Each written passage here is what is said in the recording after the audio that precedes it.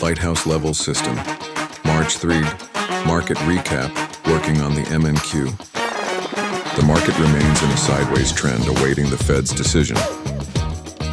LH level system has designed a wide range of levels for today. In the first trade, it makes a short run, moving from level to level, reaching the target.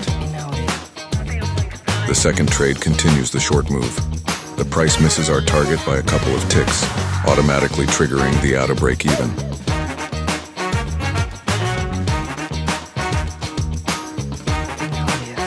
The second trade closes at break even.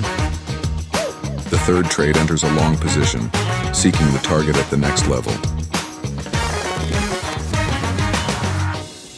The levels act as zones where the price will test. The third trade ends at the target. Total goals, 165.50. Check out our website for more information or book a demo to see the strategy in action.